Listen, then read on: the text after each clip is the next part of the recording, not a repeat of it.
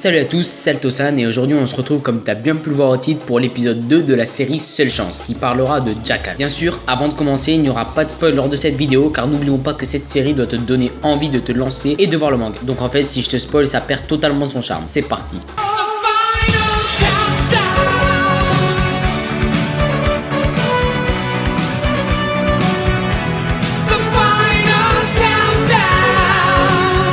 Bon, Jackal c'est un manga qui, comme tu as pu le voir en bas, est écrit par Shinya Murata au scénario et Kim Byung-jin au dessin. C'est un manga aux éditions Kiyun, son éditeur japonais est Square Enix, il a été prépublié dans le Young Gangan et sa première publication date du 11 septembre 2008. Il contient 192 pages noir et blanc plus quelques pages couleurs et son prix est de 7,65 €. On peut très largement affirmer qu'il fait partie de la catégorie seinen, mais on parlera de ça plus tard. Âme sensible, s'abstenir si possible. Donc j'ai le manga en ma possession et comme vous pouvez le voir, comparé à un manga de format classique Kegamaran, c'est gros. C'est assez imposant et pour moi ça rentabilise bien le prix, même si on a vu mieux. Et cette série se termine en 7 tomes. Bon, parlons maintenant du design. Niveau première de couverture, on aperçoit le héros de la série tenant une sorte de grosse lame. On aperçoit le nom de l'auteur et du dessinateur, le numéro du tome et le nom de la série. Comme tu peux le voir, c'est coloré et chaque tome change de couleur, ce qui peut amener un certain contraste une fois sur ton étagère. On peut remarquer que l'éditeur n'est pas indiqué sur la première de couverture, il est indiqué sur la tranche et en double, au cas où tu ne remarques pas. En quatrième de couverture, on aperçoit le nom de la série, le mini synopsis ainsi que la maison d'édition. Le fond est rouge avec des traces noires qui peuvent peut-être nous faire penser à des traces de sang. Là, les mecs qui ont fait ça, là, ils te disent implicitement, fais attention, si tout ce livre, ça va être très sanglant. Bon, rentrons dans l'histoire maintenant. Lors de ce manga, on est propulsé en une ville du nom de Cicero City, ville qui est rongée par le crime et la corruption, et où deux gangs mafieux du nom de Gabriella et Tenoren s'affrontent pour tenter d'avoir le contrôle total sur la ville. Bon, cette ville, comme tu peux le remarquer, c'est le gros bordel entre les deux gangs, qui des fois, par manque d'effectifs et pour pas se mouiller, font appel à des jackals, si je te le rappelle au cas où, et le nom de la série. Et là, tu vas me dire, c'est quoi des jackals? Et je te répondrai que c'est très simple. Les jackals sont des tueurs sanguinaires qui louent leur service contre de l'argent. En gros, c'est tellement la crise que certaines personnes sont prêtes à tout pour de l'argent. Donc en gros, un jackal, tu lui dis tiens de l'argent, mais en échange, tu tues cette personne. Et il va le faire. Et c'est comme ça qu'on va suivre les péripéties d'Alligator Nicole, le héros, et aussi l'un de ces fameux jackals. Le scénario au premier abord est assez classique, mais c'est un très bon argument pour nous offrir une violence extrême qui est omniprésente lors de l'œuvre. De ce fait, la série est réservée à un public averti, comme j'ai pu te prévenir au début. Si tu ouvres ce livre, c'est à tes risques et périls. Mais si le scénario peut vous sembler assez classique, cela n'empêche pas ce premier volume d'être particulièrement prenant et intense. Et cela est dû en grande partie du dessin de ce cher et excellent Kim Byung-jin. Et grâce à cette magnifique transition, on va pouvoir parler du dessin. Alors là,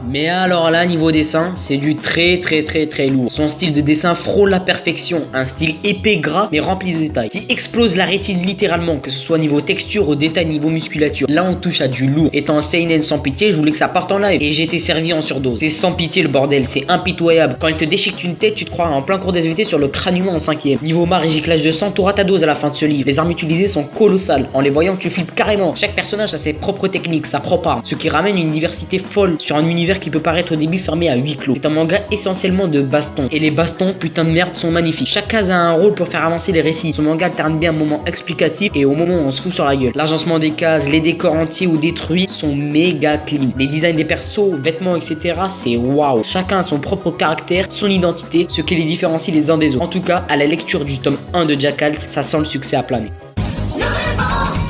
Donc voilà les gars, la vidéo est finie, j'espère qu'elle t'a plu. N'hésite pas à liker, à t'abonner si ce n'est pas déjà fait, à commenter si tu connais Jackal ou si tu vas le découvrir, ça me ferait extrêmement plaisir. À voir ma page Twitter qui est dans la description, page Twitter dans laquelle je mettrai mes réceptions de manga, etc. Vous pouvez aussi me contacter par message privé pour parler, etc. Franchement c'est très cool et on se dit à plus pour une prochaine vidéo, c'est Altosan.